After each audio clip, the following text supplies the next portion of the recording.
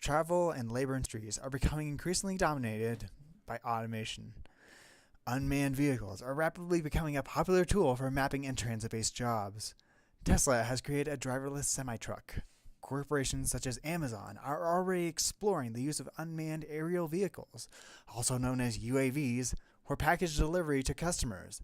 However, many of these customer delivery drones are currently limited to carrying very light loads, often under 5 pounds, which limits the range of products that drones can deliver to customers.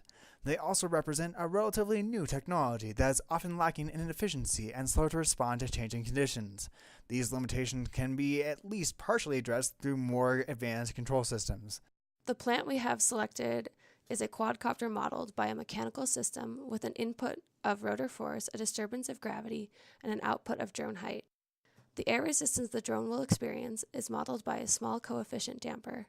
The quadcopter itself and the package it carries is represented by a mass that is perturbed by our force inputs. Overshoot will be recorded as the distance the plant moves below the reference height. As seen on the right, preliminary analysis of our plant in an open-loop system indicates unbounded response and is unable to follow a reference unit step in any capacity. With this, bound input and unbound output occurs. It responds relatively quickly to input, however. Given these results, an integrator will most likely be necessary to limit error. Ideally, we'd like little to no overshoot. This is important because we want the quadcopter to land smoothly without hitting the ground. When the overshoot is too large, the quadcopter would slam catastrophically into the pavement. Avoiding this is our highest priority. Furthermore, the closed-loop design needs to be able to reject gravity, which is treated as a disturbance in order to accurately deliver packages. Other disturbances, such as crosswinds and updrafts, are going to be ignored.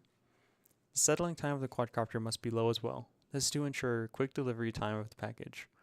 Having the initial oscillations settle out quickly is the lowest priority criterion, but is still important to ensure timely delivery of the package. As stated above, our design begins with a PI controller. While a PD controller might be seen as sufficient, keep in mind that a controller needs to reject a gravitational disturbance with zero steady-state error. The controller should be able to reject this input, but doesn't. Thus, an integral controller is introduced. With the integrator present, our system exhibits oscillations and instability without a gain. Therefore, a proportional gain is included to push our system into stability. Tweaking the system further to reduce overshoot by introducing additional damping, our controller is finalized as a PID controller. This design results in a system that is stable for all proportional gains greater than or equal to approximately 0.4, though values of 0.5 or higher are noticeably more stable. Additionally, higher gain values do decrease the system's tolerance for delay. The system is able to respond to the disturbance from gravity and adjust its own height based on its current position. It can tolerate a small time delay and has minimal overshoot in its descent, resulting in a fairly smooth and fast landing for the quadcopter and its load. Future work building on this project should attempt to implement the more realistic ramp input and work on having a system that could better reject the gravitational disturbance such that the drone can drop more efficiently but less drastically. Future work should also consider factors in non-ideal situations such as crosswinds, updrafts, and higher weighted loads.